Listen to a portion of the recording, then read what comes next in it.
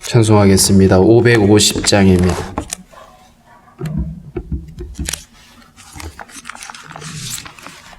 (550장)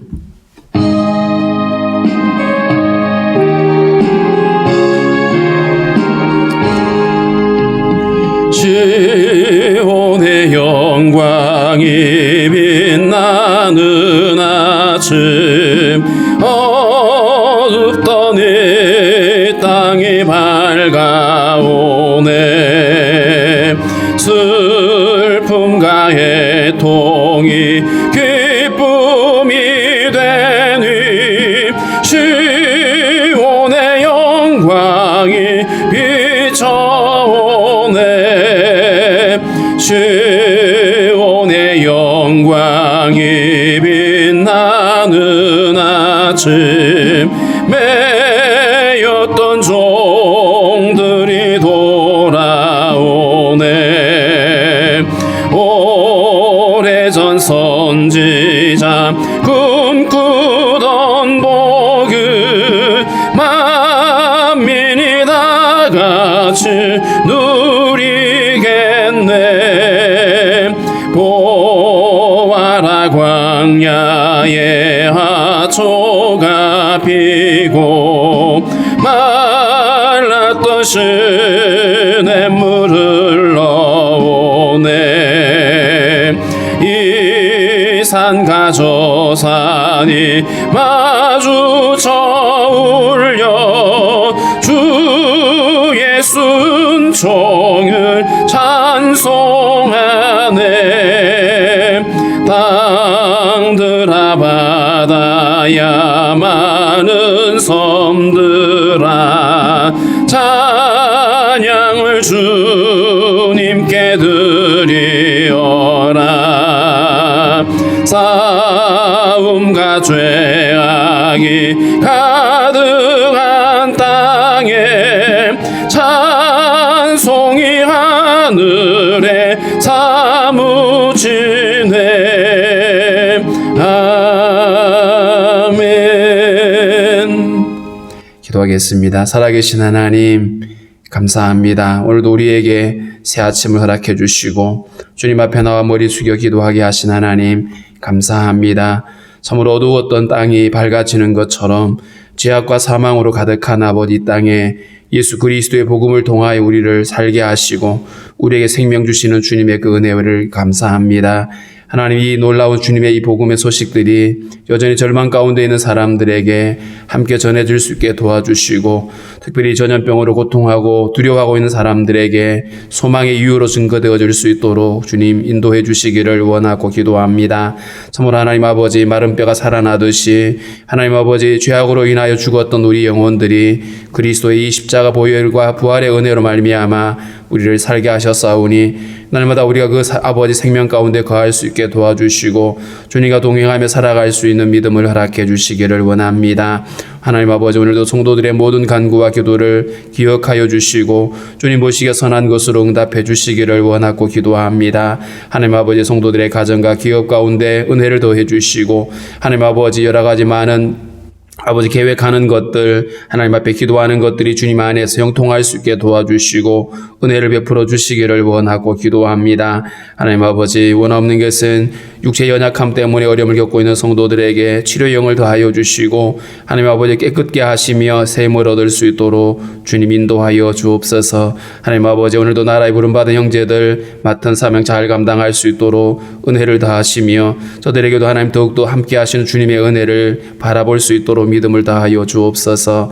오늘도 하나님 우리에게 주신 말씀 우리가 잘 이해할 수 있도록 우리의 길을 열으시며 우리의 마음에 깨달음을 허락하여 주옵소서. 예수님의 이름으로 기도하옵나이다. 아멘. 456장입니다. 456장.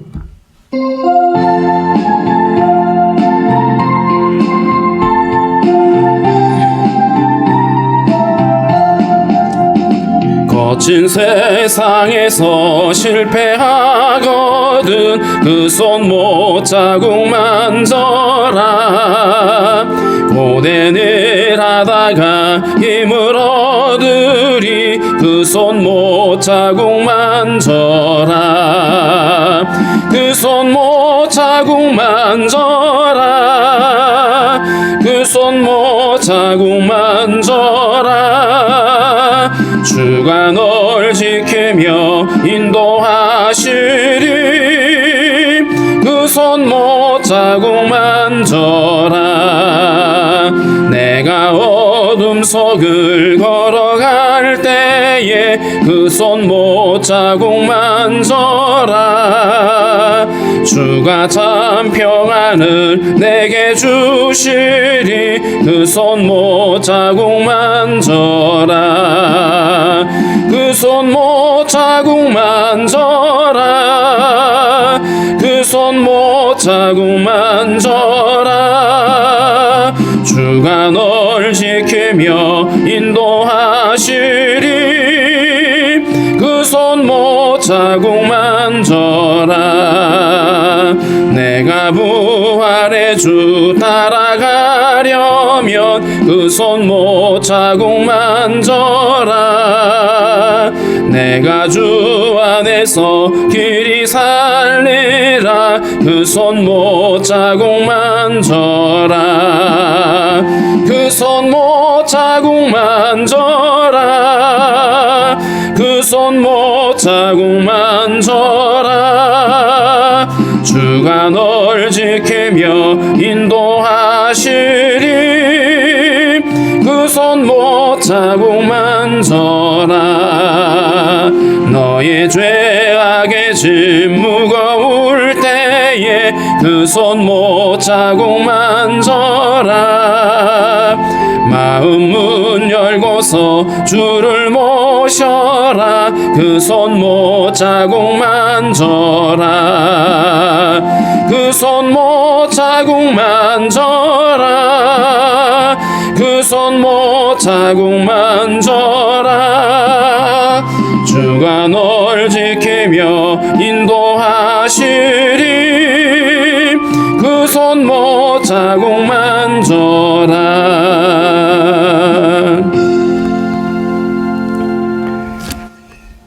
요한복음 20장 19절부터 우리 함께 읽겠습니다.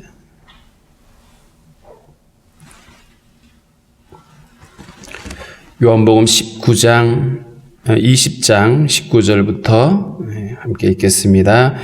이날 곧 안식 후 첫날 저녁 때에 제자들이 유대인들을 두려워하여 모인 곳의 문들을 닫았더니 예수께서 오사 가운데 서서 이르시되 너희에게 평강이 있을지어다. 이 말씀을 하시고 손과 옆구리를 보이시니 제자들이 주를 보고 기뻐하더라. 예수께서 또 이르시되 너희에게 평강이 있을지어다. 아버지께서 나를 보내신 것 같이 나도 너희를 보내노라. 이 말씀을 하시고 그들을 향하사 숨을 내쉬며 이르시되 성령을 받으라. 너희가 누구의 죄든지 사하면 사하여질 것이요 누구의 죄든지 그대로 두면 그대로 있으리라 하시니라. 12 제자 중에 하나로서 디도모라 불리는 도마는 예수께서 오셨을 때에 함께 있지 아니한지라. 다른 제자들이 그에게 이르되 우리가 주를 보았노라 하니 도마가 이르되 내가 그의 손에 못자국을 보며 내 손가락을 그 못자국에 넣으며 내 손을 그 옆구리에 넣어보지 않고는 믿지 아니하겠노라 하니라. 8일을 지나서 제자들이 다시 집 안에 있을 때에 도마도 함께 있고 문들이 닫혔는데 예수께서 오사 가운데 서서 이르시되 너희에게 평강이 있을지어다 하시고 도마에게 이르시되 내 손가락을 이리 내밀어 내 손을 보고 내 손을 내밀어 내 옆구리에 넣어보라. 그리하여 믿음 없는 자가 되지 말고 믿는 자가 되라. 도마가 대답하여 이르되 나의 주님이시요 나의 하나님이시니이다. 예수께서 이르시되 너는 나를 본고로 믿느냐? 보지 못하고 믿는 자들은 복되도다 하시니라. 예수께서 제자들 앞에서 이 책에 기록되지 아니한 다른 표적도 많이 행하셨으나 오직 이것을 기록함은 너희로 예수께서 하나님의 아들 그리스도이심을 믿게 하려 함이라. 또 너희로 믿고 그 이름을 힘입어 생명을 얻게 하려 함이니라. 아멘. 부활하신 예수님이 제자들에게 처음 나타나시는 장면입니다. 안식 후 첫날 저녁, 새벽에 마리아가 예수님을 만났고 그 소식이 제자들에게 전해졌지만 제자들은 그것을 믿을 수도 없었고요. 뿐만 아니라 유대인들을 두려워했다. 유대인들이 제자들이 예수의 시체를 훔쳐갔다라고 소문을 퍼뜨리고 있는 상황이었습니다. 그래서 두려움 때문에 그래서 문들을 닫아 걸고 있었던 것이죠. 자, 그런데 갑자기 예수님이 나타나셨어요. 그리고 가운데 서서 이렇게 말씀합니다. 너희에게 평강이 있을지어다. 예수님의 몸은 문이 닫혀 있는데 들어오신 거죠. 그러니까 부활의 몸은 우리의 육체의 몸과 달라서 신령한 몸이라고 표현했죠. 우리와 좀 다른 물질적인 것과는 좀 다른, 우리는 문이 닫히면 들어갈 수가 없습니다. 문을 열어야 들어가는데 부활하신 주님은 이 시공간을 초월하시는 모습을 볼 수 있어요. 26절에도 보면 문들이 닫혀 있는데 주님이 또 그곳에 나타나시죠. 이렇게 나타나셔서 제자들에게 말씀하시는 첫 마디가 너희에게 평강이 있을지어다. 두려움으로 잔뜩 떨고 있는 제자들이고, 또 제자들 역시 예수님에 대해서 뭔가 미안한 마음, 왜냐하면 예수님이 체포당할 때 다 도망갔었거든요. 그리고 베드로는 부인까지 했잖아요. 그러니까 그런 제자들에게 오셔가지고 평강을 선포하시는 거예요. 저들의 불신앙을 책망하거나 비난하지 않고 이들에게 평강을 이야기하시면서 말씀하시는 것이 20절에 내 손과 옆구리, 주님이 손에 못자국하고 옆에 옆구리에 창자국을 보여주시면서 내가 살아났다라고 하는 사실을 보여주고 있습니다. 사도행전 1장 3절에 있는 것처럼 예수님은 부활하신 것들을 확실하고 많은 증거로 사람들로 하여금 믿게 만드셨는데 제자들에게 손에 못자국과 옆에 창자국을 보여주신 것이 그들에게 믿음을 주기 위함이었죠. 아마 제자들은 갑자기 나타난 예수님이 아마 영으로 생각했을 겁니다. 무리를 걸어오던 분을 영으로 생각했던 것처럼, 우리말로 하면 귀신이다 이런 거였죠. 그런데 그런 제자들에게 그걸 보여주시면서 당신이 실제로 살아났음을 이들에게 확신을 시켜주신 거였습니다. 그래서 비로소 제자들이 기뻐했습니다. 그걸 보고 나서 정말 주님이 살아나셨구나 라는 것을 이제 확신하게 되는 것이죠.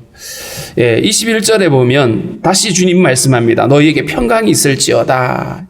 이 평강이라고 하는 이 단어가 샬롬이라고 하는 단어인데 주님은 이 평강을 제자들에게 거듭해서 선포하고 계시죠. 주님이 이 땅에 오신 이유가 우리에게 이 평강을 주기 위함이었습니다. 이 평강이라고 하는 것은 첫 번째로는 우리의 어떤 존재, 우리가 죄와 사망의 권세에 매여 있는 우리들에게 평강을 주셨다는 말은 죄가 사함을 받게 되고 사망 권세에서 자유를 얻게 된 것을 말합니다. 내가 주는 평강은 세상이 주는 것과 다르다. 세상이 주는 것들은 병에서 고침받고 가난에서 벗어나고 이런 것들이 사람들의 평강이라 그러잖아요. 그런데 주님이 말씀하고 있는 평강은 그런 것과는 차원이 다른 거예요. 우리의 존재가 그 모든 얽매임에서 자유를 얻게 되어지고 제3을 얻게 되는 이 진정한 존재의 평강을 말씀을 하고 있고요. 그 다음에 주님이 우리에게 사명을 주셨어요. 오늘 제자들을 보내시잖아요. 아버지께서 나를 보내신 것 같이 나도 너희를 보내노라 이렇게 말했는데, 이 보냈다라고 하는 말은 예수님이 이 땅에 오신 목적, 아버지께서 보내서 오신 목적을 이룬 것이 십자가였고요. 그 십자가를 통해서 우리를 살리시는 거였습니다. 그 주님이 이제는 제자들에게 그 사역을 똑같이 보내주시는 겁니다. 그래서 나도 너희를 보내노라라고 하는 이 말의 의미가 제자들을 사도로 세웠다는 뜻입니다. 사도라고 하는 말이 보냄을 받은 자라는 뜻이거든요. 제자들이 보냄을 받았는데 보냄을 받았다는 말은 사명을 가졌다는 뜻입니다. 아버지께서 아들에게 사명을 주어 세상에 보내신 것처럼 예수님도 그를 따르는 제자들에게 또 모든 교회들에게 이 사명을 주셔서 보내시는데, 그 사명은 바로 주님께서 우리에게 생명을 주기 위한 이 복음이었습니다.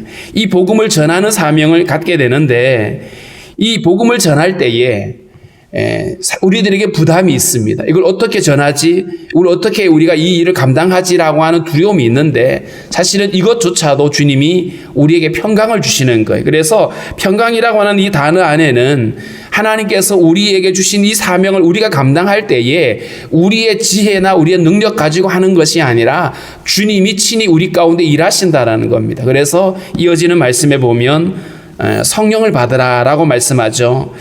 그들을 향하사 숨을 내쉬며, 이 숨을 내셨다라고 하는 말은 창세기 2장에 사람을 처음 창조하실 때에 흙으로 사람을 만드시고 생기를 불어넣으셨다라고 하는 표현과 같습니다. 우리에게 생명을 불어넣으신 거죠. 에스겔 37장에는 마른 뼈의 환상 가운데서 생기가 사방에서 몰려와서 그 죽어있는 마른 뼈들에게 이제 그들에게 들어가서 그들을 살게 하는, 죄로 인하여 죽었던 우리를 살리시는 겁니다. 그래서 우리를 살리실 뿐만 아니라 성령께서 우리 안에 친히 역사하시는, 그래서 사도행전 1장 8절에 있는 것처럼 성령을 받게 되면 권능을 얻게 되고 그 성령이 우리로 하여금 증인으로 살아가게 하신다라고 말씀을 하고 있습니다. 그래서 너에게 평강이 있을지어다라고 하는 이 용어가 단순히 우리를 죄와 사망에서 건져낸 여기서 그치지 않고 우리가 이 사명을 감당함에 있어서 주님이 우리에게 그 능력도 주시고 그 일을 감당할 수 있게 하신다는 겁니다. 그래서 성령을 통해서 우리의 어떤 사역적인 측면에서도 평강을 주시고 자유하게 하신다. 그래서 우리는 늘 성령에게 위탁하고 거기에 우리가 맡기게 될 때에 이 주님이 주신 사명이 부담이 아니라 주님이 일하시는 그 일들을 경험하게 되는 통로가 된다는 사실을 알 수 있습니다.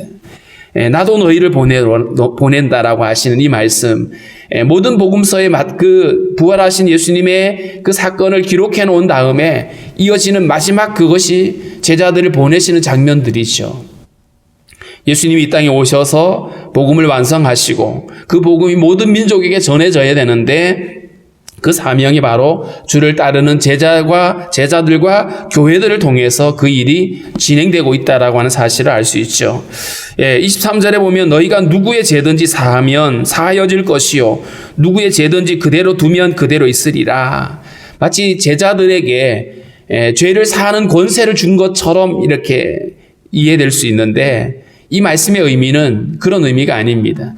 원래 죄를 사하는 권세는 하나님에게만 있습니다. 그래서 예수님이 그 중풍병자를 고칠 때에 소자야 내 죄 사함을 받았다고 그랬더니 지켜보고 있던 바리새인들이 발끈하잖아요.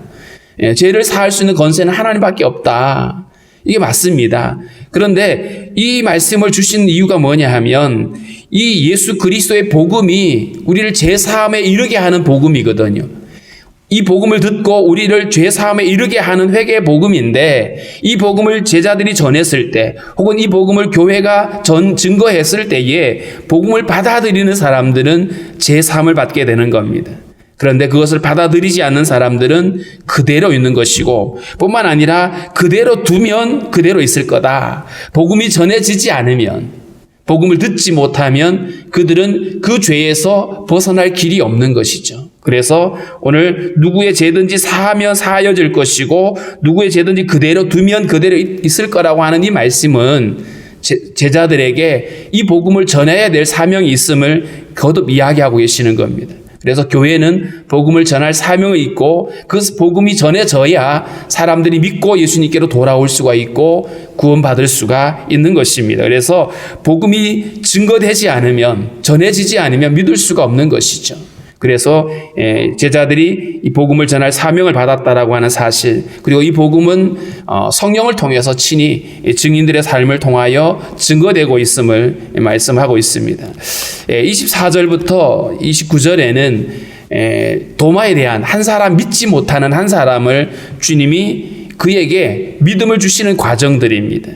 12제자 중에 하나인 이 도마라고 하는 사람이 처음 예수님이 제자들에게 오셨을 때에 19절에 있는 말씀처럼 오셨을 때에 함께 있지 않았습니다. 그래서 그가 다시 들어왔을 때 제자들이 우리가 주님을 봤다, 부활하신 주님을 우리가 봤다라고 얘기를 하니까 도마가 이렇게 반응을 하죠. 나는 못 믿어. 내가 직접 그 손자국을 만져봐야 되고 옆구리에 있는 창자국을 내가 만져봐야 그래야 내가 믿지. 나는 도저히 못 믿는다. 너네들이 뭐라고 그래도 나는 못 믿어. 보고 만져봐야 믿는다라고 하는 것이 상당수의 사람들입니다. 복음을 전하면 사람들이 하는 말이 뭐죠? 하나님 보여줘봐. 하나님 보여주면 그는 죽어요, 사실은. 봐야 믿고 만져봐야 믿는다고 하는 것은 그 믿음이 아닌 겁니다. 보여지는 것은 믿음이 아니고 그냥 본 거죠. 그죠? 확인한 것이죠. 믿음은 보이지 않는 것들을 믿는 영역입니다. 보이지 않는 것들을 내가 믿음으로 받아들이는 거고요. 약속을 받아들이는 것입니다.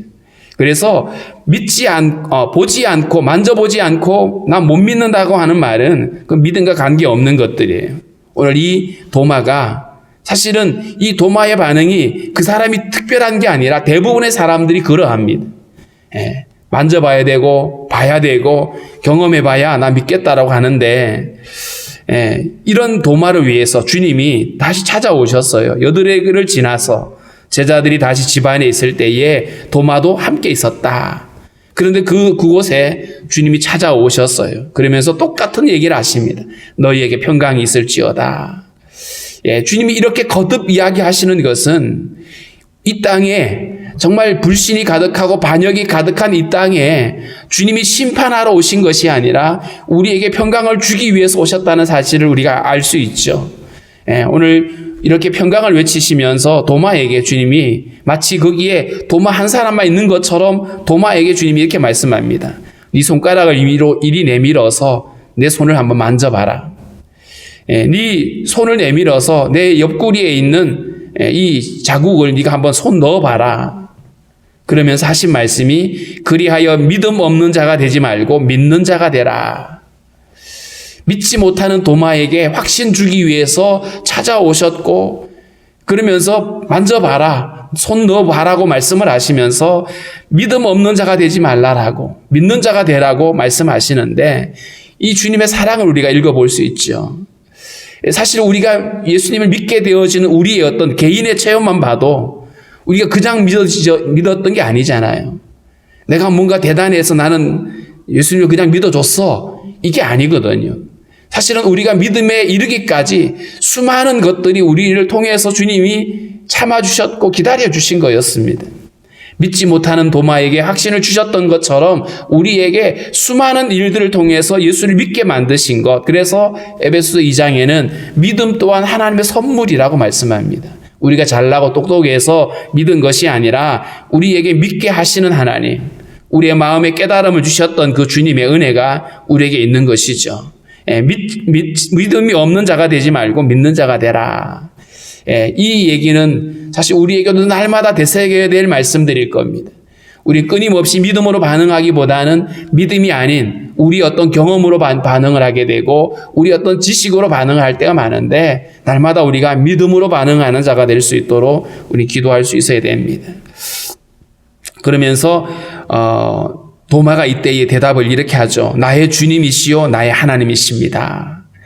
도마도 충격이었을 겁니다. 나 못 믿어라고 튕겼는데 주님이 찾아오셨고 만져보라고 말씀을 하시고 믿는 자가 되라고 하시는데 도마가 꾸꾸러진 겁니다. 그러면서 최고의 고백을 드리는 거죠. 주님 나의 주님이시고 나의 하나님이시다고. 비로소 그는 눈을 뜨게 되고 예수님이 하나님의 아들이심을 고백하게 됩니다. 죄 없는 예수님이 십자가에 죽으셨고 그 죽음에서 다시 살아나시는 것은 그가 그냥 평범한 사람이 아니라 하나님의 아들이셨음을 고백하게 되는 이 고백. 복음을 받아들이게 될 때에 우리는 주님을 향해서 살아계신 하나님의 아들이라고 나의 주님이라고 고백을 하게 되는 것이죠. 이때 주님이 다시 이야기합니다. 너는 나를 본고로 믿느냐? 보지 못하고 믿는 자들은 복되도다 라고 말했습니다. 만져보고 확인하고 믿는 것은 초보적인 것이죠. 그런데 우리가 믿음으로 주님을 바라보고 보지 못했지만 믿음으로 받아들이는 것, 이게 믿음의 성숙함이고요. 이것이 바로 복되도다 이렇게 말씀하고 있습니다. 그래서 우리가 직접 예수님을 만나본 적은 없지만 부활하신 예수님의 손을 우리가 붙들어 본 적은 없지만 우리 날마다 주님을 바라보면서 믿음에 이르도록 우리가 주님 앞에 기도할 수 있어야 됩니다. 아까 우리가 불렀던 찬양처럼 주의 손자국 만져보라고 하는 그 얘기가 그런 얘기인 거죠. 매 순간마다 어려움이 있을 때, 낙심할 때에, 지쳐 있을 때에 그때 우리가 주님을 기억하고 주님을 바라보면 우리가 함께 믿음으로 일어날 수 있음을 고백하는 이런 말씀입니다. 이렇게 부활하신 주님이 제자들을 직접 찾아오셔서 그들에게 확인시켜 주시고 그리고 그들에게 믿음을 주시고 그러면서 그들을 보내시는 이유가 어디 있냐? 바로 그 복음을 제자들만 소유하고 있는 것이 아니라 그들을 통해서 복음이 전파되고 교회가 세워지고 또 교회를 통해서 그 복음이 모든 민족에게 전해지도록 하시는 주님의 은혜인 것입니다. 그래서 21절에 있는 것처럼 아버지께서 나를 보내신 것 같이 나도 너희를 보내노라 라고 하는 이 말씀이 우리의 마음속에 늘 기억되어져야만 합니다. 왜냐하면 이것이 우리에게 주신 사명이거든요. 교회가 존재하는 이유이거든요. 그래서 우리를 보내셨는데 그 보냄을 받은 자들이 사명을 감당하게 될 때에 그 복음을 들은 자들이 살아나게 되는 것이죠. 그러나 복음을 듣지 못하게 된다라면 그들은 그대로 그 죄악 가운데 있을 뿐인 것입니다. 우리가 누군가에게 복음을 전하면서 예수를 믿으면 구원받습니다라고 하는 이 말의 의미가 바로 그것이죠. 그냥 내버려 두면 멸망에 이를 수밖에 없는 존재들인데 그들을 복음으로 일깨워서 복음으로 초대하는 겁니다. 예수 안 믿어도 괜찮은데 안 믿으면 너 죽어라고 하는 조폭 같은 그런 복음이 아닌 거죠. 그래서 죽음에 이르게 되는 사람들을 건져내는 작업입니다. 그냥 가만히 있으면 누구의 죄든지 그대로 두면 복음을 전해주지 않으면 그 죄가 그대로 있는 거죠. 결국 그것은 멸망에 이르게 되는 것이고요. 그래서 복음을 전할 사명이 교회에 있는 것입니다. 30절과 31절에는 이 복음을 전한 기록해 놓은 목적에 대해서 말합니다. 예수께서 제자들 앞에 이 책에 기록되지 아니한 다른 표적도 많이 행하셨으나 성경에는 인류의 모든 이야기들을 다 적어 놓지 않습니다. 우리를 구원하시는 하나님의 구원을 성경이 이야기를 하고 있는 것이죠. 그래서 예를 들면 아담의 다른 자녀들은 이름이 없습니다. 그러면 아담에게 다른 자녀가 없었냐 하면 그렇지 않는 거죠. 그렇기 때문에 성경에 봐라, 아담의 아들들이 따로 없지 않냐, 다른 사람이 있다고 말하는데 그 다른 사람은 아담 이전에 있었던 사람이다 이렇게 주장하는 것은 성경을 모르는 겁니다. 제자들 앞에 많은 이적을 행했지만 이 요한이 예수님의 이적 전체를 다 기록해 놓지 않았어요. 그런데 이것을 기록한 까닭 31절에 오직 이것을 기록함은 요한복음에 기록되어져 있는 이 모든 기록의 목적이 어디 있냐 하면 너희로 예수께서 하나님의 아들 그리스도이심을 믿게 하려 함이요.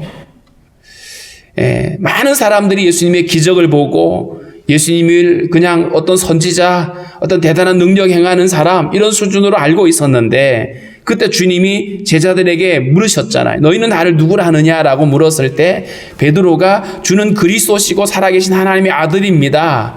사실 그때까지만 해도 베드로는 확실한 어떤 이해가 없었어요. 그런데 주께서 그 입술을 열으신 거죠.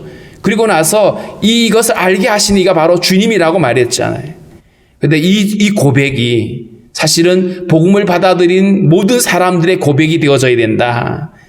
예수께서 하나님의 아들이신데 죄 없는 그 하나님의 아들이 이 땅에 오셔서 우리를 대신하여 십자가에 죽으신 그리스도임을 믿게 하려 합니다. 이 복음서를 기록한 목적이 바로 이것을 우리에게 믿게 하기 위함이라고 말했고요. 너희로 믿고 그 이름을 힘입어 생명을 얻게 하려 합니다. 아들을 주시면서 우리에게 생명 주기 원하시는 그 주님의 은혜에 대해서 말씀을 하고 있습니다. 그래서 이 말씀의 목적이 바로 예수 그리스도의 십자가의 죽으심과 부활을 통해서 우리를 그 죄와 사망의 권세에서 구원하시는 하나님의 구원인 것을 우리가 깨닫고 그리고 그 예수를 영접해서 우리가 믿음에 이르게 되고 우리가 영원한 생명에 이르게 되어지는 이 완전한 복음을 우리에게 주셨다라고 말씀을 하고 있습니다. 그렇다면 이제 우리가 가지고 있는 이 복음을 사람들에게 전하게 될 때에 동일한 이 생명의 역사가 일어나게 될 것입니다. 마치 마른 뼈와 같은 그 골짜기에 생명의 역사가 일어난 것처럼 복음이 전해지는 곳에 이런 새로운 생명이 새롭게 창조되어지는, 새 생명을 얻게 되어지는 역사들이 일어나게 되어지는 것이죠. 그래서 오늘은 그렇게 기도했으면 좋겠습니다. 우리에게 이 완전한 복음을 허락해 주셨는데 먼저 우리 개인적으로는 예수께서 하나님의 아들이신 것을 믿고, 그리고 그 복음을 믿는 자들에게 영원한 생명을 주셨다는 사실을 우리가 믿음으로 깨닫게 해달라고 기도하시고, 뿐만 아니라 이제 우리에게 맡겨주신 이 사명 잘 감당할 수 있도록, 특별히 이 마지막 때에 멸망 가운데 처해 있는 많은 사람들에게 이 생명의 복음을 전할 수 있게 해달라고, 교회가 이 사명 감당할 수 있게 해달라고 우리 함께 기도하겠습니다.